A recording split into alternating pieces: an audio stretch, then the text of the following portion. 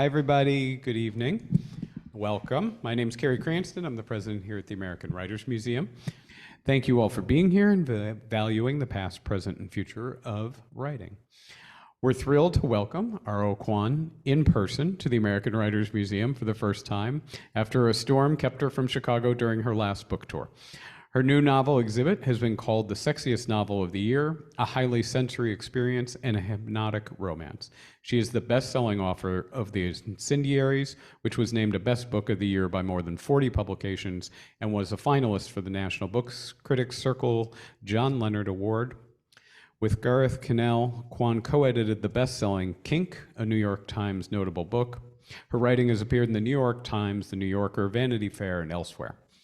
She's joined in conversation tonight about Exhibit by Nami Mun, whose novel Miles from Nowhere was a national bestseller and winner of numerous awards. She was also an advisor to this museum in its very early stages. So please join me in welcoming them both, and thank you so much for being here.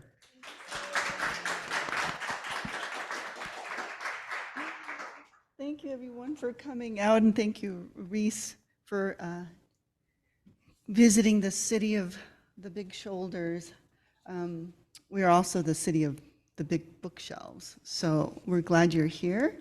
I thought maybe to start us off, if you wanted to, you could give us a little reading, read however long you want to, and then we'll throw some questions at you afterwards. Does that sound all right? That sounds great. And thank you so much to the American Writers Museum, and thank you to the Seminary Co-op for having me. And thank you all for being here. And thank you to Nami, who's writing Miles from Nowhere. When I first read it, it like rearranged my brain. If you somehow haven't read it, I recommend that you run out and get that as well. And yeah, I love being in the city so much. It's such a beautiful city, and the fucking cheese and the pizza, man. The pizza's so good. I'm allergic to cheese, but it's my favorite food. It's one of the minor tragedies of my life. It's all right. But I can have it if I take Benadryl, Lactate, and Advil. And so sometimes I will do that and put up with the sort of like rashes I get otherwise. And y'all's pizza, it's out of control. I don't know how you stay away from it. I would eat it every single day. I would just walk around doped up on Benadryl and put up with it. But yeah, thanks for being here. So, it's so good to be here. Exhibit just published a couple of weeks ago, so it feels really fresh to me still. When my publisher sent me this book, they send you, like a couple of boxes worth of books. They're your author copies. And I screamed, and then not necessarily from joy, I threw a blanket over it so that I wouldn't have to see it. That was still overwhelming, so then I chucked it into a closet. And then at some point, I was supposed to make an unboxing video. I don't know if you've ever seen these. So they like you to make unboxing videos, which are just you open the box, look at your book for the first time, and people get emotional. So I did that, and they want you to tape yourself and put it on social media because people like to see you get emotional on social media.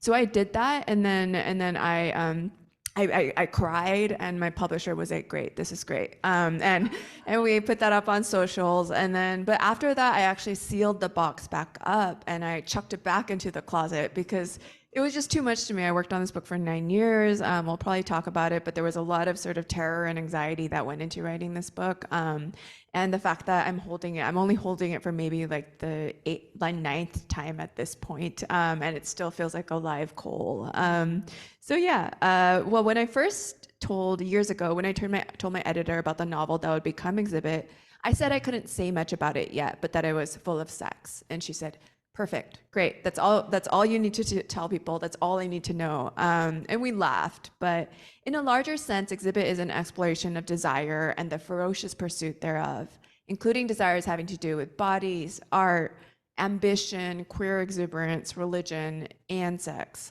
With Exhibit, I was hell-bent on exploring a question I have found fascinating. Why is it that I feel so strongly pushed by the world and by people I know to want certain things, and just as strongly pushed to not want other things? So every day of my life, I feel a great deal of pressure to want to be an exemplary daughter of, sister of, mother of, friend of, community member of. It's all mediated through that preposition. And the things I feel pushed not to want, to hide, suppress, kill my appetite for, include things like anything for my body, for sure. Food, sex, absolutely. Ambition, artistic ambition.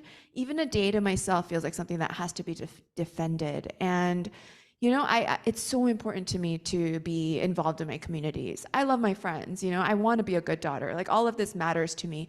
But what is so dangerous? What is so wayward about me wanting for myself? So that was one of the first questions that led me to this book. And in a more general sense, I've been fascinated, and the book is fascinated, by the strength of desire and how difficult it is for me. And I think a lot of people, to ever reason or persuade myself out of my strongest longings. And so in exhibit, I ended up following a few people, Korean women, who want a great deal, and to see what happens if they're given the space to run at full tilt after what they want. So very quick content warning. In the first half minute of what I'll read, there's a double suicide that takes place 100+ years ago. It's loosely based on a family story. Please take care of yourself and feel free to skip out for that part. I'll now read from the start of exhibit. I wasn't sure if I'm really glad last time I was in Chicago for an event, I had family in the room, and I think this time I don't. And particularly with this book, I've been begging everyone related to me by law or blood to please stay away. That we'll all be better off this time around. But for the rest of y'all, here's the first chapter. 1. She'd go up the tall pine first. He flung his leg on a bough close behind. She didn't slip, her leaps agile. Hanbok silk, bright, swift, flared with each jump. If cloth tangled with the sprig, he lunged to help. In the fresh light, they kept going as high as possible. His parents, upset, hadn't slept. He'd spoken the past night of his plan to wed a Kisang. Startled, his parents said he must be joking. No Kisang paid to sing, jig, and flirt in public had the right to wed a Han. Not just a Han, the prized first son, obliged to pass along his line. He'd beg pardon, then forget this whore of a girl. Instead, as I told Lidija, he replied that he loved this Kisang. She'd be his wife. If you don't stop talking, his father said, I'll kill you. Lips tight, the son left. Night lifted. Oil-polished Hanji doors slid open, a maid wailed. Paired bodies hung from the pine, hanboks rippling. Necks breaking, they died. In my omma's telling, this old tale proved lasting, trailing bodies, spoiled lives, and evil I'd also perhaps inherit. People said the Kisang spirit abiding hostile to all Hans kept us cursed. It might be nothing, but spite held a ghost close to the living. It was best, though, not to talk of this spirit. I ought to tell future offspring, a husband. No one else, darling, Amma said. Just by talking, I'd rustle up the Kisang's ghost. Still, it might find me, this birthright evil. I'd flag it through a wild urge to risk for a futile single love all the ties I rated high. I had to kill this longing. If I didn't, I'd light my life on fire. I said I'd listen. For a while, I did. But that June night in Marin with Lidija, I felt this pledge's hold like a hexed rope, shred, rip, then fall. Philip, you'll ask how I told this person I had just meant what I kept from you. I've tried figuring it out, sifting the burnt pile of all that I ignited. It's true that with Lidija, I let go of rules by which I'd lived. Not long after the night in Marin, she fixed a gag to my face. It was big. Spit wet, the globe fell out. Lidija, impatient, applied foiled tape. It stayed on but left the skin sheet tape shining red. I had a rash, allergic. I told Philip I had reacted to a lip balm. But if not for the lying, I'd have loved this rash. I forgot to be vain. It was put up like a sign, as though I might be hers. I'll stop there.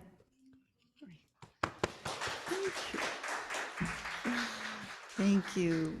That was so good. You know how sometimes when you read it and you have a voice in your mind, and then usually when an author reads it, they kind of ruin it for you because your voice was better somehow. But it's exactly the way I heard it. It's amazing. Thank you so much. I'll start off with this sort of a question because I just noticed that, first of all, I read this book in 2 sittings.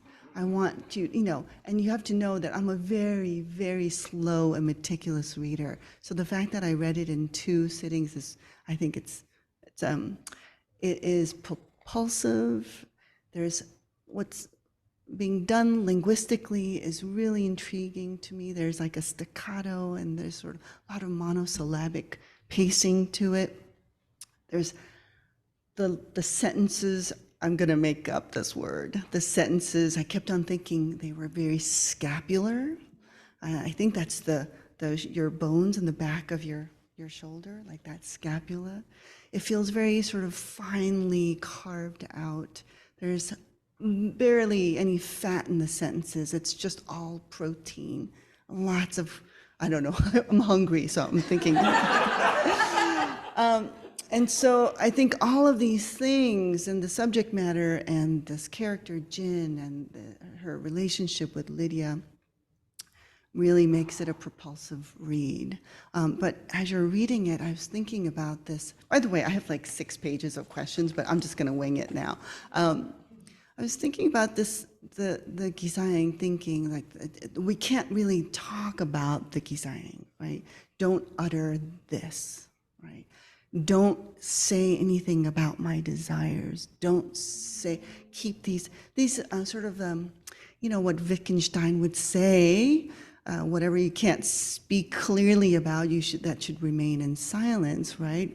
But here we are, as writers, isn't it our job to essentially to try and articulate the indecipherable or the unutterable? I don't know. What do you think? Do you feel like is this what you were trying to do, to articulate this thing that you couldn't quite articulate it to yourself even? You had to write it to figure it out, maybe. Something about love, kink, gak, I don't know. Oh, that's such a beautiful question, and thank you for those words about the writing itself. That means so much to me coming from you. She knows I hate everything.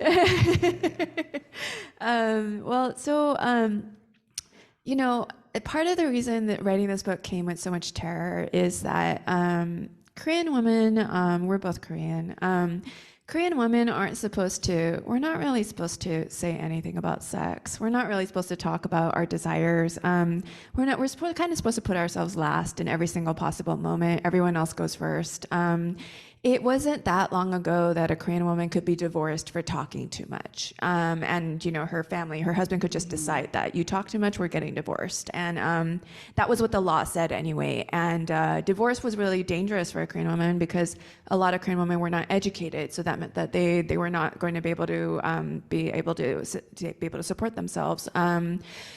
And I'm definitely not supposed to give any indication in public that I've ever had sex, let alone thought about sex, let alone wanted sex. All Korean children have been immaculately conceived. And so with all of that, writing a book that centers desire, it came with so many what were often daily panic attacks and anxiety attacks. And the message that kept coming from my body, and it was a message that I couldn't argue with, as hard as I tried, the message kept saying, run, you're going to die, they're going to kill you, the killers are at the door.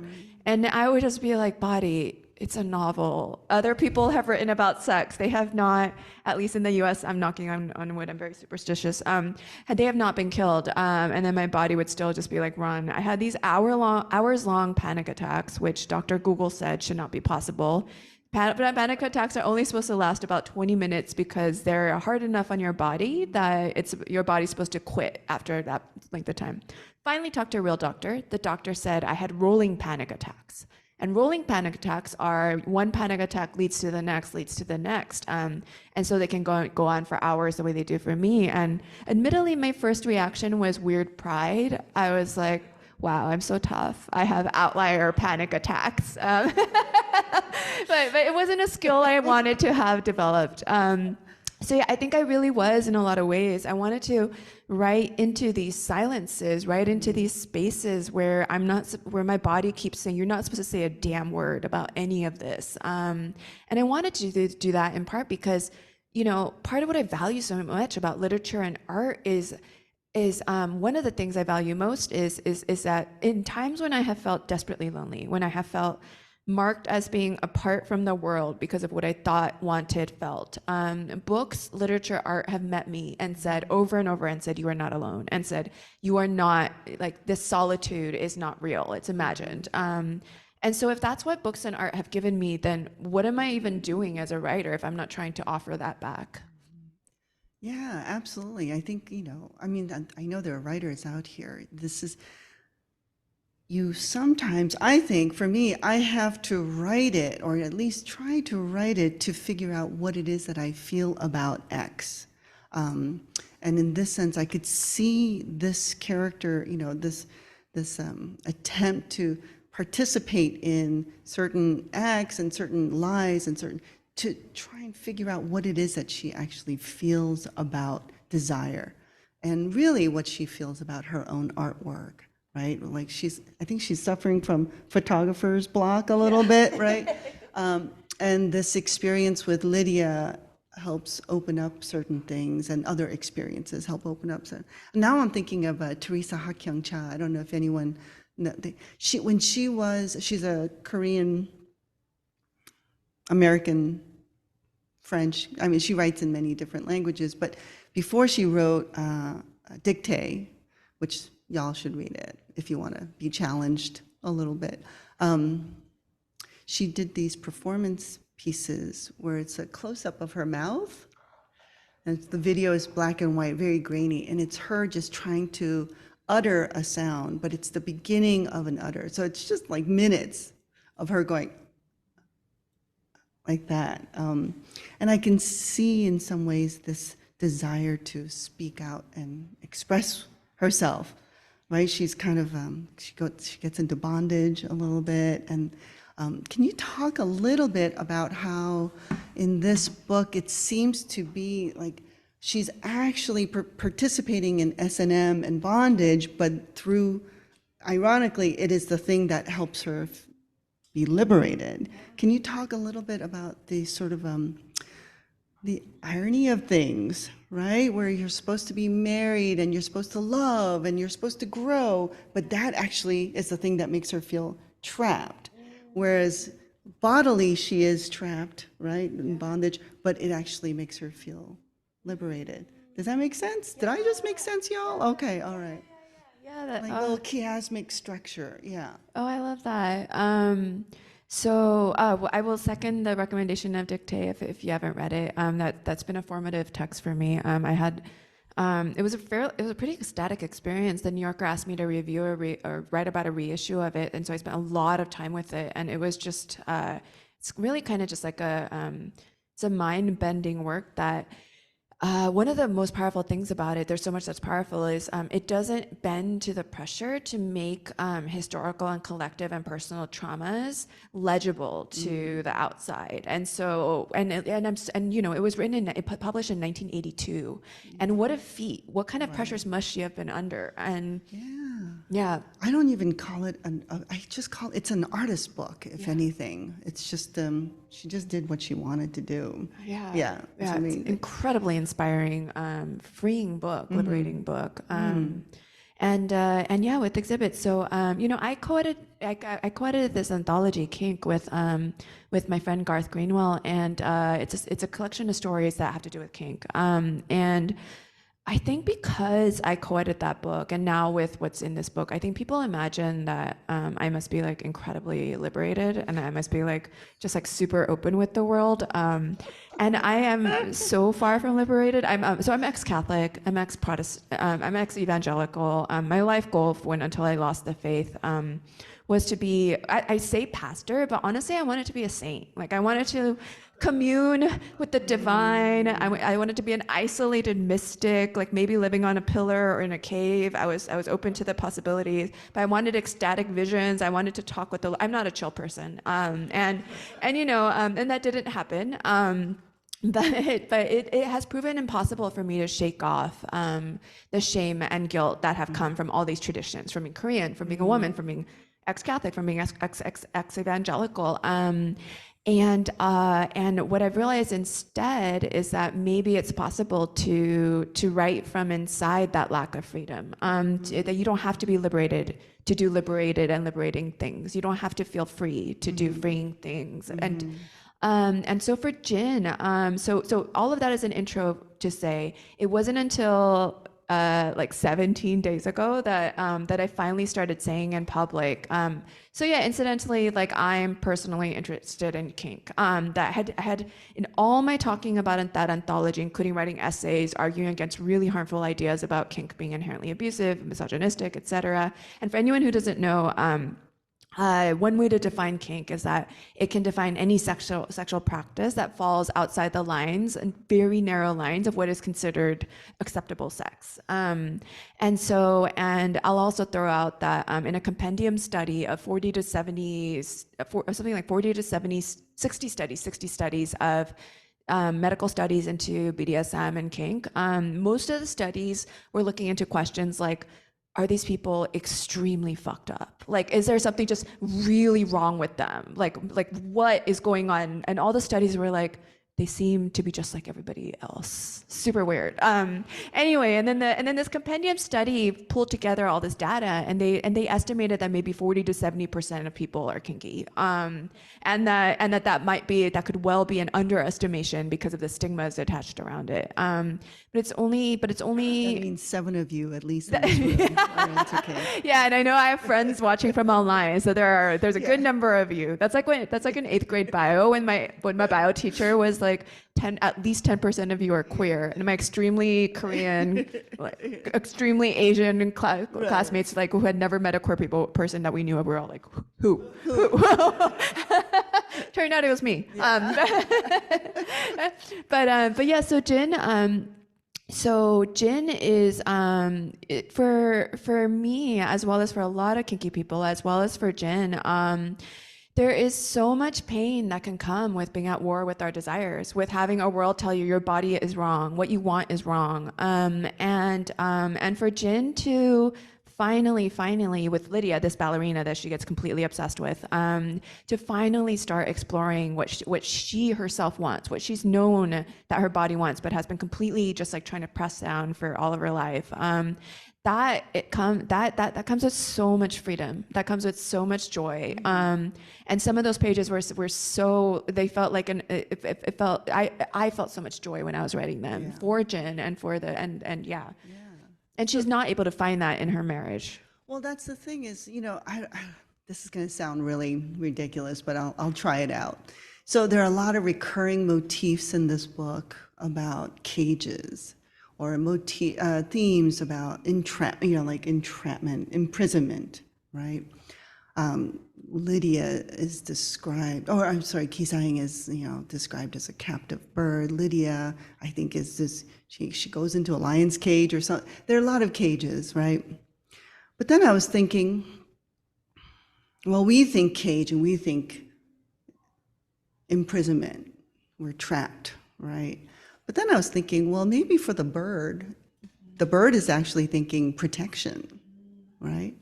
And I also think that sometimes when we do have boundaries, we do find more freedom in it, versus if you're given an endless amount of options, then you sort of feel stuck and you can't make these decisions for yourself. And so I'm thinking that Jin, this character who has been raised in a very conventional sort of religious bound, because she has been, at some point, the perspective switched from, oh, this is protection and this is love or whatever, and her perspective switched, right? And then, oh, this is actually, I feel trapped in there. This is actually liberating. So my question to you is, it seems like Philip, her husband, wanting to have a baby, that's the thing that triggers. Does that feel like having a baby? Is Jin reacting to that question? And is that sort of the inciting incident for the whole journey for her? What do you think? That's a great question. God, Nami, I love your brain so much. These are probably boring for you because you haven't read the book, but stay with me. I have some really funny questions. Stay with me. So again, this is giving nothing away. Happens very early in the book. We learned that right before the book started, Jin and her husband Philip, so they've been together a long time. They started dating in college, and Jin's now 29. And they'd agreed from the start that both were sure they didn't want kids. And then not long before the book starts, her husband Philip just wakes up and is like, oh my God, I do want a kid. And it starts for him with, he's holding a friend's baby and he realized that the baby's head, the scent, he's just like, I need more of this in my life. And this can happen. Some people think that they don't want kids and they wake up not wanting kids. Jin is sure, she's adamant that she doesn't want kids. And that comes in part from one of my own great fears. I feel so I'm often writing out of my great fears, which is that I don't have kids, and I've known as long as I can remember wanting that I don't want kids. And of course, as happens with people who don't want kids, I've been told my whole life that I'll change my mind, and that I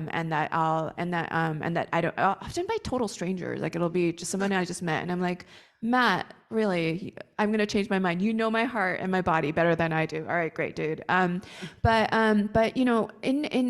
so I've been told, and I grew up in a very Korean community, one of those Korean enclaves in LA, where my high school was so Korean that non-Koreans took Korean classes at my public school so that they could know what the Koreans were saying when we talked shit in Korean, which we did readily. And so that's how Korean it was. And in Korean communities, being a parent is so baked into the language that I didn't know a single adult's except as their names were always the mother of X, the father of X. That's still how I know them. I don't know anything else about their names. It would actually be rude to call them anything else. And so I was told that I was impossible, that it wasn't possible for me not to want a child, that this could not exist. And so I think in multiple ways I've been told for much of my life. It's also true that Korean people, there are still a lot of Korean people who believe that queerness is a bizarre, exotic illness that affects other people,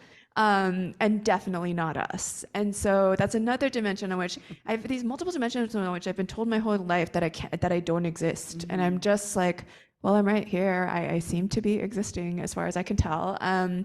So Jin is heartbroken because, this is one of those things, right, that you can't really compromise on. King Solomon knew there's no such thing as half a child and half not a child. One child is not a compromise. And so they can't, Jin and Philip love each other very much. They're not sure how to move forward. And Jin feels, even though she knows it's not fair, even though she knows Philip also has this powerful desire that he can't wish away, Jin feels betrayed. And Jin feels that he is picking an imaginary hypothetical being over her. And so it's at this juncture that this fascinating ballerina comes into Jin's and Philip's life. Yeah, I mean, I did not grow up. We had very different childhoods. I think because I ran away from home when I was 13. I never went back. So my childhood is completely filled with unconventional aspects. Whereas I think you were really like mired in all that Koreanness. I'm so sorry. I'm so sorry. Are you okay? Are you okay? It'll be okay. It'll be okay. But like I also love us. Like we're, No, I'm just joking.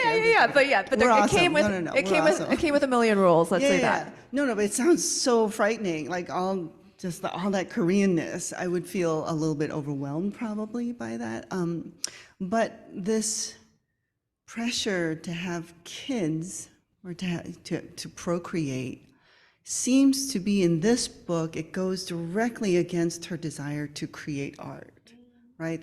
It's almost as like the epigraph in the book is, am I a monster or is this what it means to be human, right? This sort of dichotomy, like, am I this or am I this, right? And it's almost as if, you're saying, well, if I do this, if I go down this path, then this other path will start to fade, right?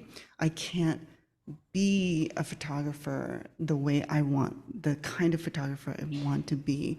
Do you feel this in real life, where you feel if I choose child comes with whatever that is, and then that makes you do X, and then you can't do these other things? I mean, forget not being able to, have BDSM parties or whatnot, but you can't even like take a photo for a few years, right? Do you feel any kind of, do you agree with that?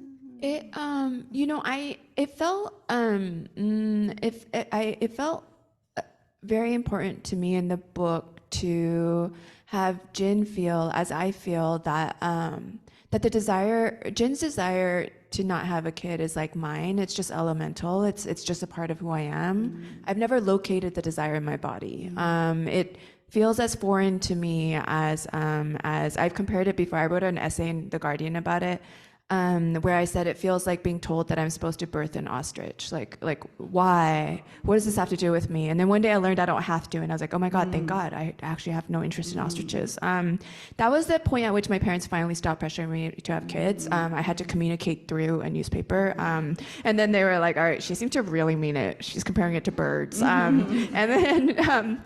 But it was also important to me to show, because obviously I have friends who have kids and are mothers and are parents, and are amazing artists and have mothers. And so there's a character in there who's Jin's closest friend. Elise. And Elise is an incredible artist, and she has a rough period, but she doesn't lose her art, and that felt. And I've had a lot of parent friends, especially parent friends with small children, who are sort of in that like really difficult time of almost no time to yourself.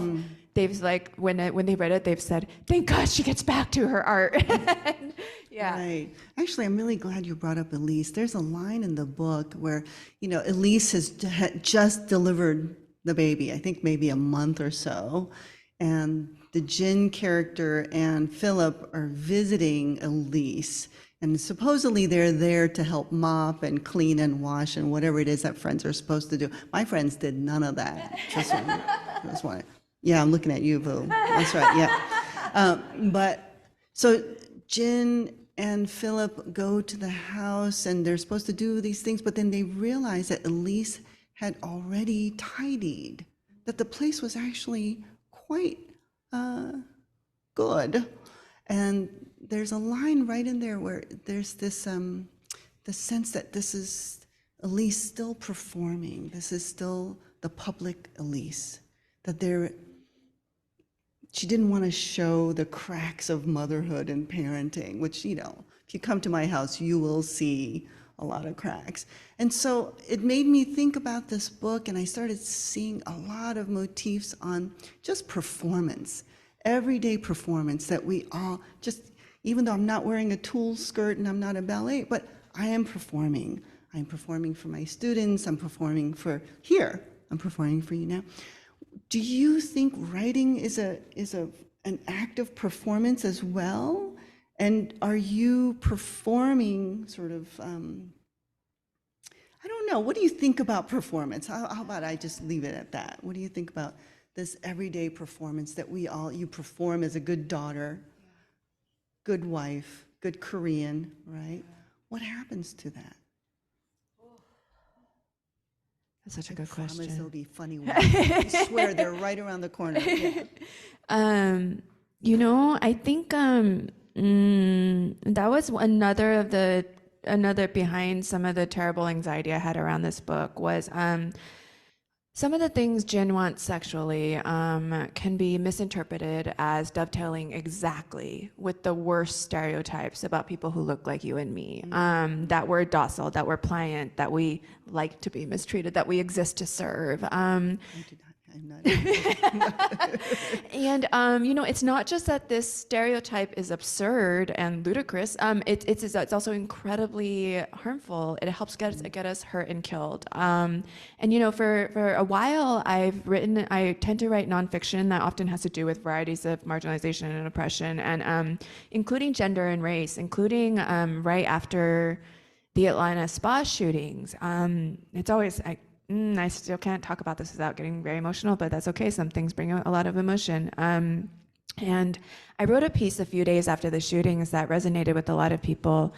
And I ended up going on the radio and talking on podcasts about it. And then so I ended up hearing from thousands of people about their experiences of gendered racism. And if you might not remember, but the shooter, he said that he killed the people he killed, most of whom were Asian women who worked at spas. He said that he killed them because they were temptations, because he had a sex addiction. Sex addiction is not something that is recognized as a real thing. And the media ran with this story. The media easily believed the story that women who look like me and you are such sexual temptations that it was a medical condition. It's rooted in our histories in this country.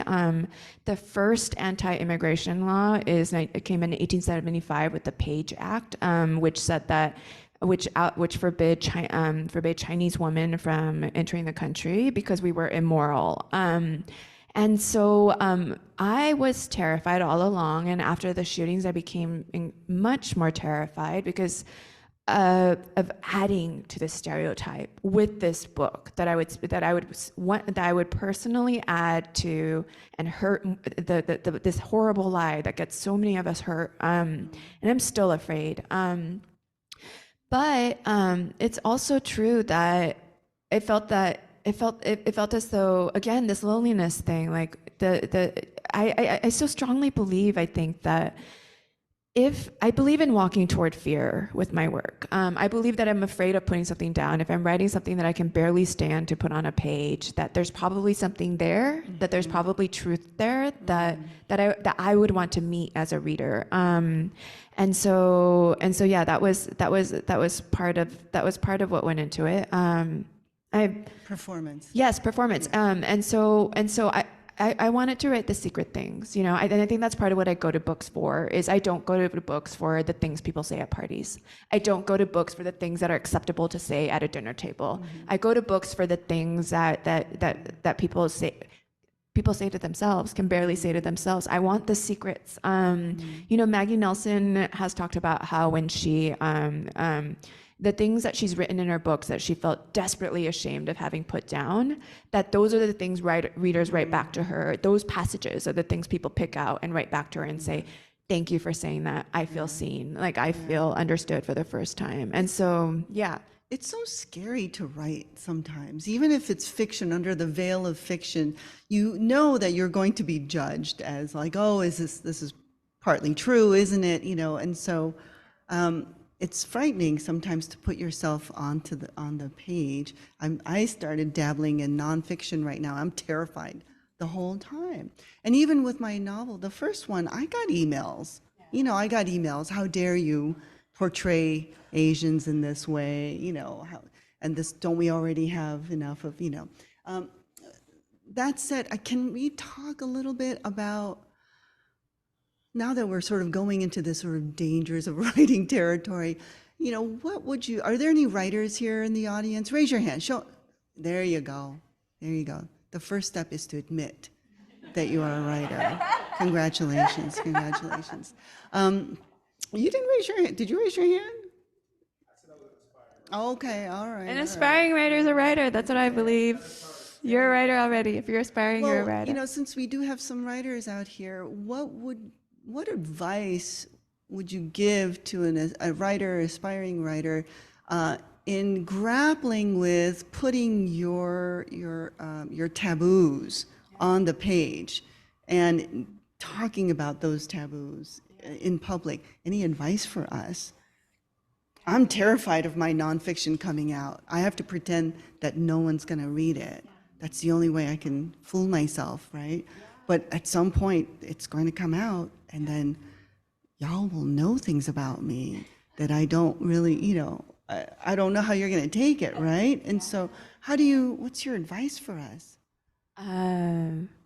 Well, I think it's exactly what you're saying is, so almost every day that I wrote this book, I told myself often out loud that I wasn't going to let anyone read it. And so I kept saying often out loud, no one will see this, it's just for you, it's okay, it's okay. I kept this lie intact until quite literally the day before the book came out. And then the day the book came out, I was like, oh no, my lie has gone, it's disappeared. Well, that's probably why you put the box in the closet. That was why I kept chucking the box into the closet. That box is still in the closet. I still can't like handle. I should like give that book to friends, and I'm just like, it's too much. But I was so afraid of the lie falling apart that on the day this book came out, and again it was just 2 weeks ago. I woke up and like friends were texting me saying, how do you feel? Because, you know, my friends knew that they'd been hearing plenty about the fears all along. And I was like, I didn't die. I'm alive so far, knock on wood. And they were like, you're alive, knocking on wood. Great, so far. And yeah. Have you heard anything from your family members? So my family, so the wildest event so far has been the one in LA, which is where most of my family lives. And it was with Margaret Cho, who is, you know, she's a queen. She's iconic. And it was amazing to talk with her. And my family was sitting in the entire first row. Family and longtime family friends who've known me since I was 10 years old. And my aunt and my cousin, and just like they were all staring at me. And but you had Margaret Cho on your side. I think you were good. I have never in my life, Nami, been more grateful for the slight language barrier between me and the elders, because there were things that we talked about. So, for instance, I'll give you one moment of hilarity that my parents didn't quite register. So, you know, Margaret Cho was talking about, and she has 25 years of experience in the kink communities. She was saying it's so ridiculous that people think submissive people are weak, and she said, I can take a fist. And the whole room erupted with laughter. And then helplessly I glanced at my parents, and they looked gently puzzled at first, and then I saw my father actually start nodding approvingly. Oh. And I realized what they thought Margaret said was that she can fight. Yeah. And my father believes strongly that, like, especially women, that we should know how to fight. He normally in Taekwondo when I was a kid. And then, like, there were just kept being multiple moments like this. Like, she was talking about rope suspension, and I was like, oh my God. And my parents were just like, and like and I was like, great. This is thank God. There are things that like are not registering. Yeah, Margaret's doing trapeze artistry. That's all. That's what that is. Yeah. Oh, that's hilarious. I wish I could have had that. I would have wanted a close up of your parents on that one. A friend, a wonderful friend, Priyanka Matu, who has a book coming out. It's fantastic. It's coming out in a month or so. She sent me pictures of my parents in the first row, and their faces just keep looking like. Do you actually, now that we're talking,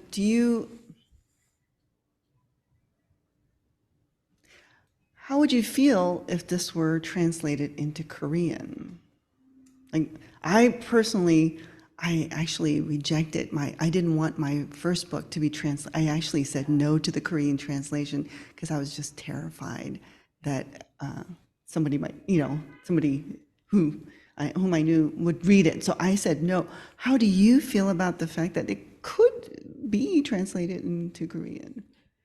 So this is a present problem because the translation rights have been sold into Korean, and it's with the publisher I loved working with for the first book, and I don't know what I'm gonna do. It's as is obvious, I tend to kick problems like this down the road, and so I've been plotting things. I'm just like, can I get them to sign a contract? And even if they sign the contract, my mother, her relationship with things like this is like, for instance, okay, I'll just tell a quick story. They really wanted me to get married to a Korean American Catholic doctor. And when I got engaged to someone who is not Korean, not Catholic, and not a doctor, my mother was really upset, and she really insisted on our having a priest involved, etc. For a variety of reasons, I caved on having a priest involved, because it meant so much to her. But at some point, I was just like, what am I supposed to say if the priest asks basic questions like, are you a Catholic? And my answer is absolutely not, and nor is my partner. And she was like, Oh-kyung, just lie. what do you think confession is for? And so if she signed the contract, I know she'd go back on it. I've thought about actually making dummy copies of this book, of just putting in some other like lovely Korean American's book, and having, and that's been translated to Korean, and passing that to my parents and being like, here you go. But they, you know, they very lovingly stalk me on social media and on the internet, and they read all my interviews, so that wouldn't work either.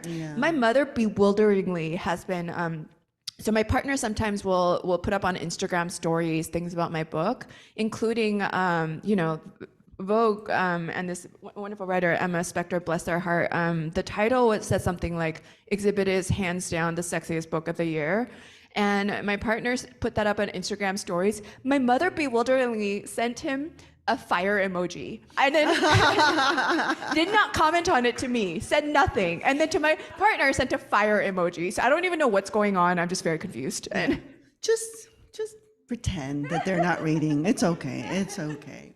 I know at some point we have to I would like to open up questions for the audience. I don't want you to feel like you can participate. Is this a good enough time to? If we'd like to take questions, if people have something written down, they could pass it to the side. I'll collect it and bring them up to you. And while you're doing that, I'll ask you one more question. This is sort of, you know, sometimes when it took you 9 years to write this book, since I know that there are some writers out here, sometimes when I'm really lost in a project and I'm just trying to slow down the sinking of into the quicksand, I have to tell myself, I have to approve the method that I'm doing. I have to tell myself that this is all good. You are coming up with your own method for this one particular book, and all of it will work out in the end, and I have to keep approving my wacky methods to get through. Did you ever have a moment here in this book, in the 9 years that you've been working on, where you were lost and you weren't sure how to get yourself out of that sense of confusion? Were you ever there, or did you know right away? no, so many points where I just kept asking myself, especially because this book was physically costing so much, and I just kept asking, like, what if I just wrote something else? What if, like, and what am I doing? And then I feel as though so often when I've had a hard writing day, the questions, existential questions start coming up, like, why am I doing this? What am I doing with my life? I spent the whole day moving around some commas and then I deleted the page. Why didn't I become a dermatologist? I'd have made a great dermatologist. I could have been a cheesemonger. All these questions start coming up, and then, but I think what helps keep me helps keep me with a book, because my first book took 10 years, and I like saying this to people because I feel as though it helps people feel relaxed about their projects. People are always like, oh, I'm only 3 years in. Like I'm like way ahead of this situation. But and they were overlapping. There were about 4 years when I was working. Every time I was waiting to hear back about the first book, I was working on this one. But something that has helped me a lot is to ask myself over and over, who are you writing for? And one of the first ideas of who I'm writing for is a 17-year-old version of myself who at times felt like the loneliest person alive. You know, and I knew I didn't win that crown. I knew there were other people who would compete with me for that crown, but there were times when I just felt like the most desperately lonely person alive. And I so badly want her to know that she was never alone and I was there all along, which is, of course, also a way of letting some part of myself, like the 17-year-old still in me, letting her know that she's not alone. And when I think about that, that has an urgency to it that can help bring me back to the page. Yeah. Having that one specific audience member in mind, I think, does keep you keep going. Yeah. Oh, thank you. Oh, now I have to read everyone's handwriting. I have to put on my older lady glasses. Hold on. They're such cool glasses, though. Oh, wow, we have a lot of questions. Okay, I'll just do the, here's a softball one. You ready? Can you speak about the photography that inspired aspects of this book? Yeah, absolutely.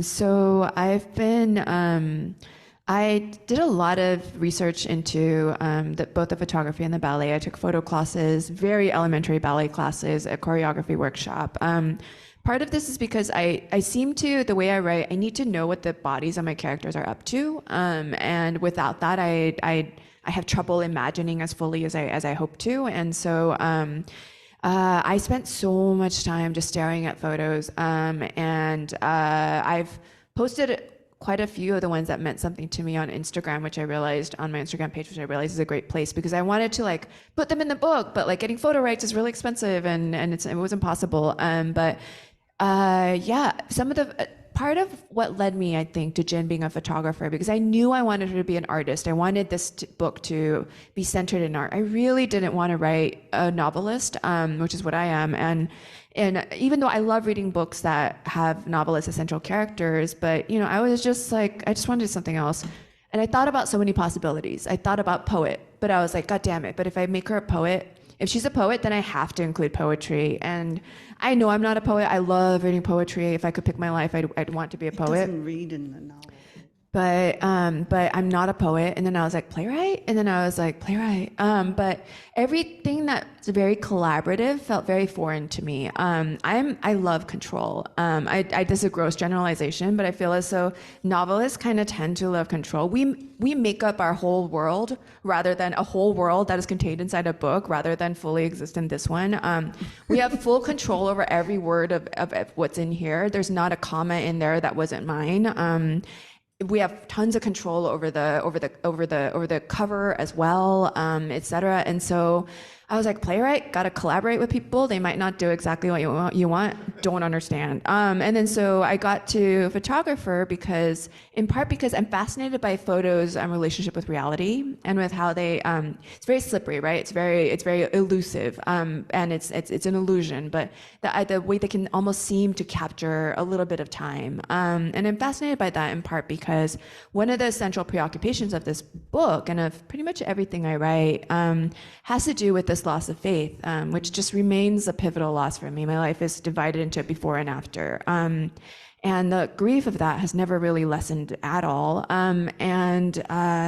One of the great griefs around it, and Jin talks about this too, is that one of the parts of the grief and one of the parts of the rage that come with grief is that I have nothing left of it. You know, when you lose something as ephemeral as a god, I don't have pictures, I don't have a body, and see, I'm getting emotional again. It's impossible to talk about without me getting emotional. But it's so that's part of why Jin is obsessed with photos, because that's a way of keeping something, keeping a part of what time will take. Yeah, and it's creating like a memento. Right. All right, since that one was kind of heavy, do you want a heavy question, a craft question, or kind of a funny question? Any which way. All right, let's go with a little lighter one. Have you ever tried writing erotica? Have you ever tried writing erotic fiction outside of exhibit? Have I ever tried? I read that as erotica. Is that what you meant? You don't have to identify yourself, sorry. If you want to remain anonymous, that's okay. But do you mean erotica or erotic fiction? Is that the same?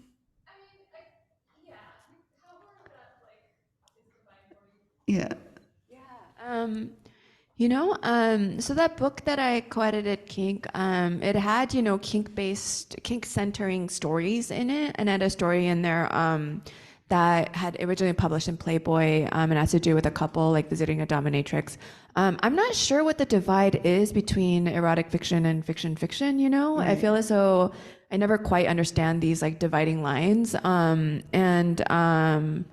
yeah, so I guess I'll leave it at that. But yeah, I don't know if that answers the question. I don't know. Yeah.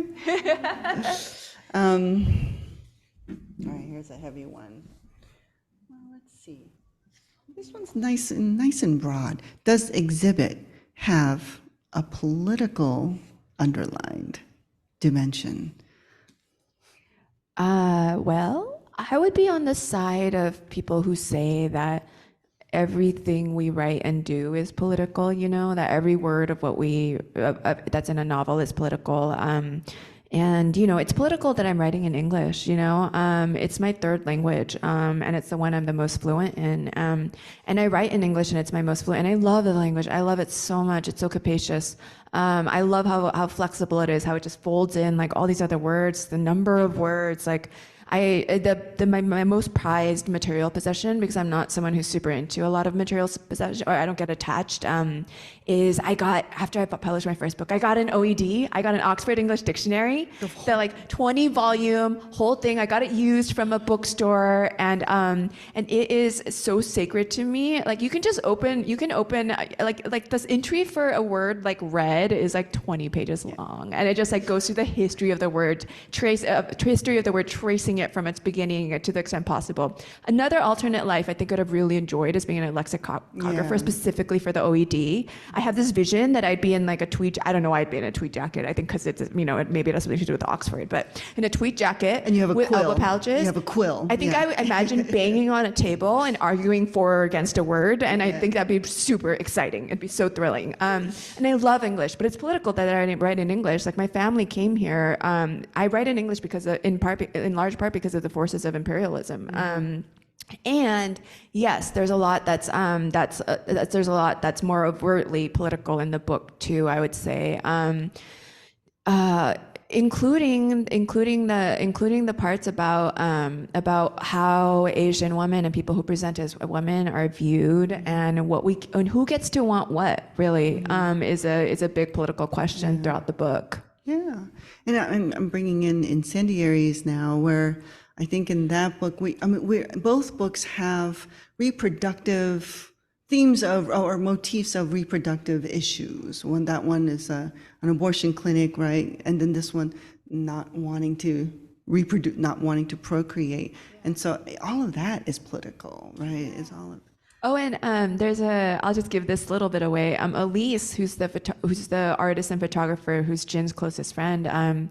Jin admires her so much for her boldness, and in college, Elise had a big project, a series of photos that involved taking pictures of people after they'd had an abortion, but all they're doing is going about their lives. So they're like drinking wine, they're dancing, they might be like walking, and that's it. And their faces are covered only because of the potential repercussions of et cetera. And that shows up in a local sort of like in the local news because a visiting artist really likes Elise's work. And so Elise gets a lot of hate mail for this. And then she's interviewed and she says at some point, and she's asked, do you wish you'd gone with something less controversial, like miscarriages? And she says, actually, what this has inspired me to do is, she says, I would, and she says, honestly, this has inspired me to learn how to give abortion to myself. I'm going to join the underground. And so thank you, everyone, for inspiring this. And this brings more hate mail.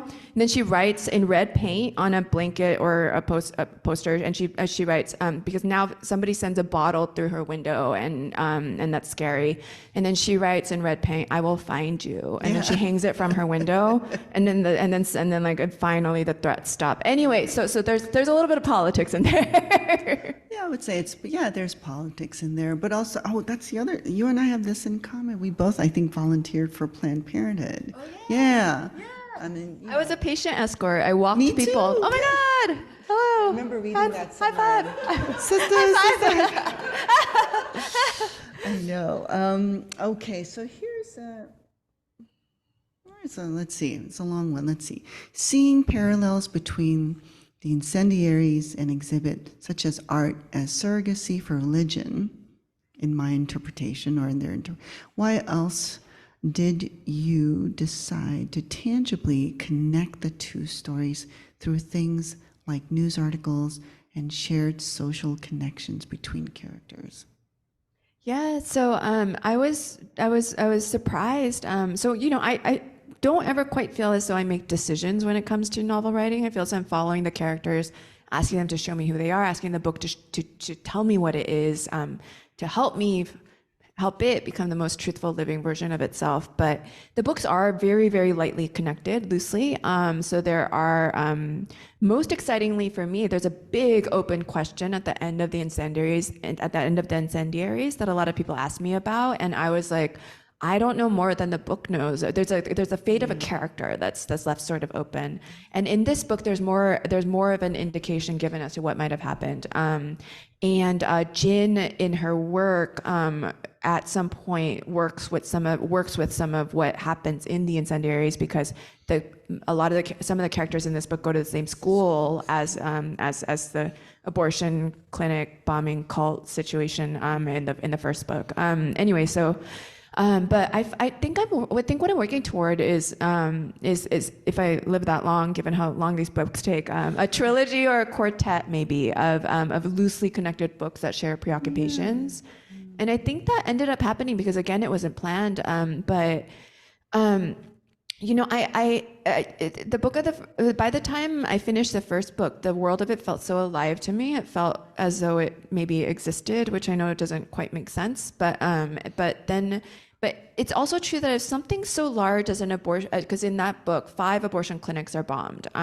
If something like that had happened, that materially changes the whole country. And you know, everyone, you know, y'all have heard about the butterfly effect, like one change then affects the future. I love reading physics for lay people when I'm extra depressed about the state of the world. You know, just like as if quantum physics and how there are infinite universes and et cetera, et cetera. I find that to be very calming when the news is just horrible, to be like, there are infinite universes. There's a universe where we didn't do this to the planet. There are universes where the news that is happening is not happening right now. But I almost feel as though the world of the incendiaries exists. And then therefore this world exists in that world, and so it's not quite fully this world. It's a little different. Yeah. Now you made me think. Now I'm going back to Clarice Lispector, the epigraph you have, the hour of the star. I think the beginning of that book isn't it something like it all began with a yes, like one atom said yes to the other atom, and that line makes me feel really good about the world. I sort of go back to us on an atomic level, like, okay, we're just a bunch of electrons spinning around right now, right? And we're a quark. We're just a quark right now. I'm going to end with like a last question you said, right? So let's do something more. What has been the funniest thing that has happened so far on your book tour? Let's end with a little lighter question. Anything weird happen? Funny? Besides Margaret Cho and yeah, that was already good. That was already. I mean, you can't top Margaret Cho. Funniest thing that has happened on the book tour, other than the fisting. Let's see. Or in any book tour, even including the first one. On any book tour, how am I blanking? Because certainly funny things have happened. I should just be able to make something up. I'm a novelist. My mother would be like, just lie. I threw you off. I'm sorry. Are you able to write while you're on book tour? You know, I wasn't on the first one, and for this one I had such high hopes. I was like, I've learned from the last one. I'm going to be so enlightened. I'm going to write so much I've never been so blocked from my writing in my entire life. For months, since August, literally since I stopped this book, I've never had so much trouble writing. I think maybe because this book took more out of me in a lot of ways than the first book.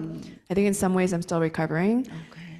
And I was hoping to be able to write fiction while I was on book tour, and it hasn't happened. And my big goal for myself is the day I get home, I just want to hurl myself into the next book, because I don't, you know, I think the way some of us are built, and it doesn't have to be true for everybody. Not every novelist I know wants to write every day. I feel best if I'm writing every single day. I just start feeling increasingly dead inside if I'm not writing fiction every day. So hoping for that. Well, we're hoping to, because we can't wait to read your next book. Thank you so much for coming. Thank you so much for coming out. Thank you so much for being here. Thank you, Nami. Thank you. Thank you. Book signing. And thank you, everybody, for coming out. Thank you to everybody online.